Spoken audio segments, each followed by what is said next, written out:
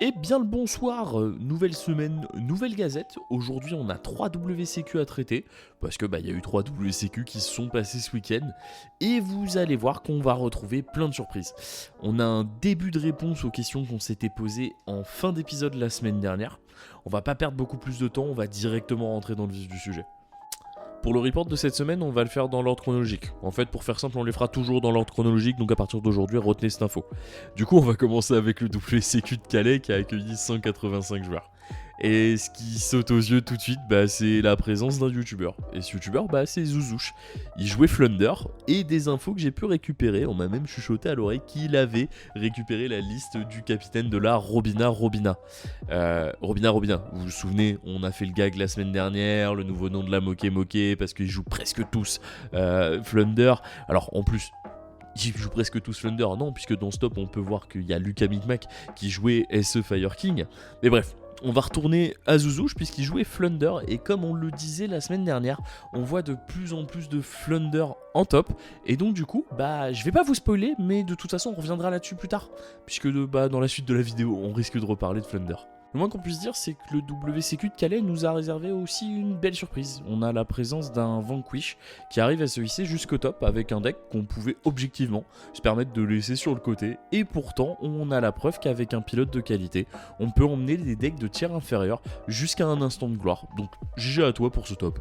On va prendre quelques instants pour parler de ce top et plus particulièrement des pilotes des autres decks, car c'est des noms qui sont censés vous parler pour la plupart d'entre vous si vous suivez la scène compétitive, mais j'aimerais qu'on s'attarde plus précisément sur un joueur en question.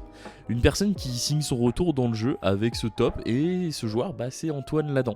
Alors, pour ceux qui ne le connaissent pas, Antoine, c'est un joueur qui a vraiment brillé sur la saison entre 2017 et 2019, avec un joli top 4 sur le CDF de 2018. On lui souhaite un bon retour dans le jeu, on espère que c'est le premier top d'une longue série, et qui va revenir au plus gros niveau. On va switcher sur le prochain WCQ qui était le WCQ de Mulhouse.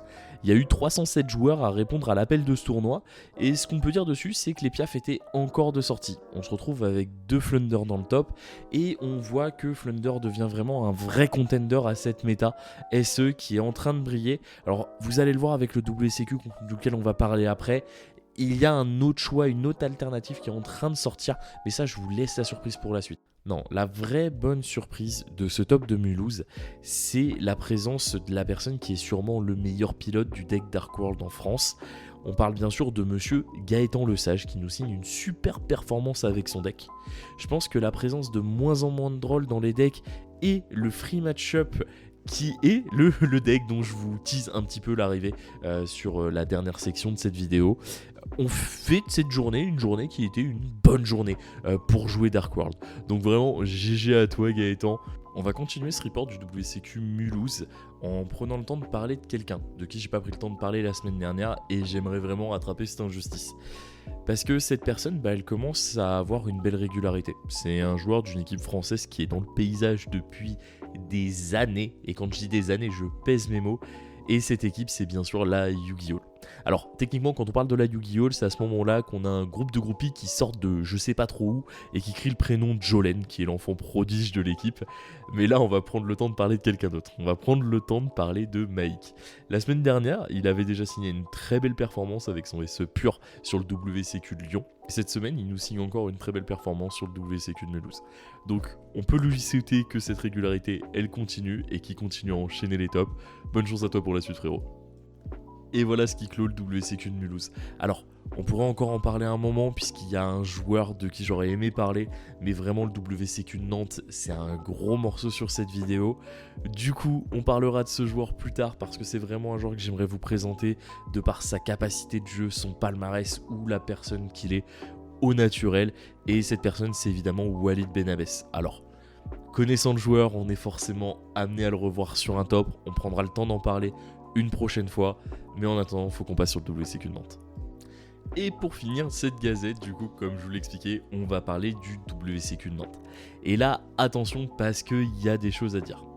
Déjà, on va noter la présence de 3 Voiceless dans ce top, qui est le fameux deck que je vous tease depuis quelques minutes déjà.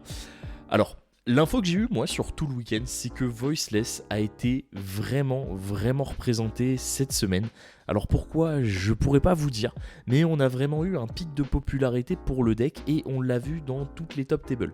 Que ce soit du côté de Mulhouse, du côté de Calais ou du côté de Nantes, le deck a pas vraiment réussi à s'imposer, mais en termes de présence, il était vraiment là. Les tops qu'on peut noter, c'est vraiment que sur ce WCQ de Nantes et on va parler un peu plus en profondeur des personnes qui l'ont piloté, alors plus précisément d'une personne. Bon, avant de vous lâcher le nom comme ça, on va faire un peu de teasing, même si du teasing c'est un grand mot, puisque vous avez déjà la réponse sous les yeux, puisque y a les noms des gens qui ont top avec le deck. Mais là, on va parler d'un joueur qui a une vraie régularité depuis un an. C'est quelqu'un qui s'investit de plus en plus dans le jeu, qu'on voit de plus en plus se déplacer sur tous les types d'events, et ce gars-là, il fait du résultat depuis le CDF de l'année dernière. Alors, on va faire tomber les masques tout de suite, on va parler d'Aurélien. Aurélien, il est aussi connu sous le pseudo de Kios ou du Flunder qui a fait top 16 au France cette année. Aurélien, ça fait un petit moment qu'il joue le deck Voiceless, puisque il a énormément joué le deck au niveau de son local, il a fait des belles performances avec, il a décidé de l'amener sur cet event, et ça lui a réussi. Alors, sa deck profile devrait pas tarder à arriver sur la chaîne de leur équipe, et là, je vais vous demander un truc. C'est que l'équipe d'Aurélien, c'est une toute petite équipe qui s'appelle la Saint-Malo TCG, qui commence à faire du bruit au niveau de l'Ouest, puisque là, sur le top en question, il y a 2 de leurs joueurs qui sont au top, il y en a 2 autres qui sont dans le bubble, et ça arrive de plus en plus fréquemment dans l'Ouest. J'aimerais vraiment que vous alliez sur leur chaîne, que vous leur donniez un peu de force avec un petit like, un petit abonnement. Ça vous coûte rien du tout, et vraiment c'est des équipes qui méritent d'être mises en avant parce que ils se la donnent. Non seulement ils sont bonnes poires, alors ils sont pas très beaux, ça c'est un fait, mais ils sont tous marrants et ils sont tous adorables. Et vraiment, je pense qu'à aller voir leur chaîne, vous allez apprendre plein de trucs puisqu'ils ont une vision et une approche de comment ils voient le jeu qui est vraiment propre à eux. Et je pense vraiment que ça mérite d'être mis un peu en lumière. Ça n'a pas été le cas, ça n'a pas voulu être fait par la plupart des gens avec qui ils ont parlé et j'aimerais vraiment réparer cette injustice.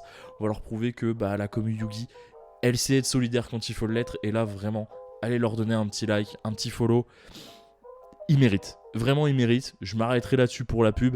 Je vais aussi préciser que effectivement tous les autres joueurs des autres équipes seront mis en description, donc vous allez retrouver les descriptions de tout le monde, mais particulièrement la Saint-Malo TCG. Allez faire un tour sur leur contenu, il est vraiment pixel et leurs joueurs sont vraiment intéressants à écouter.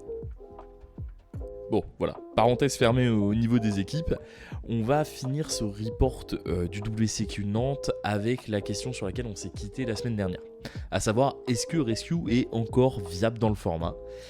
Et le joueur qui nous a fait poser cette question, c'est également la personne qui commence à nous apporter des réponses. Puisque Clément, il signe encore une fois une grosse performance avec son deck Rescue Ace, puisqu'il fait un 8-0 au WCQ de Nantes. Il a baffé absolument tout le monde.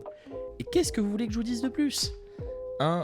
Les théories, les sondages, ce que vous voulez qui est de l'ordre de la réflexion, ça peut mentir, mais les résultats, ça ment pas. Et là, Clément, il est en train de nous montrer que Rescue, ça a peut-être encore sa place dans le format. Alors, je pense que les explications arriveront très prochainement sur un live de la Ouse ou sur leur chaîne. Je pense que je vais être curieux et que j'irai faire un tour parce que je vois absolument pas comment Clément il fait. Alors bon, c'est un très bon joueur, c'est un excellent pilote, mais le deck on le trouve vraiment en deçà des autres et là j'aimerais vraiment avoir des réponses de sa part. Donc soyez curieux, allez fouiller, mais il nous sort encore une belle perf avec son rescue. Et voilà ce qui conclut l'épisode de cette semaine. Alors on est en train de voir que la méta est en train de switch gentiment. Alors switch c'est peut-être un grand mot, mais en train de se diversifier. Et on verra sur la suite des épisodes comment elle continuera à évoluer. En attendant, si le format vous a plu, n'hésitez pas à lâcher un petit pouce, un commentaire, un abonnement. Ça aide vraiment. Et merci de jouer le jeu. Parce que depuis la refonte de ce format, vous êtes beaucoup à avoir commencé à suivre la chaîne. Et vraiment merci du fond du cœur parce que votre soutien il touche et ça aide vraiment à continuer à créer du projet, à fouiller internet pour vous apporter de plus en plus de petites idées et de petits trucs comme par exemple la Saint-Malo TCG sur cet épisode. On se retrouve la semaine prochaine avec le prochain Gazette ou vendredi sur la chaîne Twitch pour les plus impatients d'entre vous puisqu'on va faire un petit point avec Nat et Louis sur leur WCQ de Nantes. Et sur ce, je vous souhaite à tous une très bonne journée, soirée en fonction du moment où vous regardez cette vidéo et on se dit à une prochaine. Allez, peace.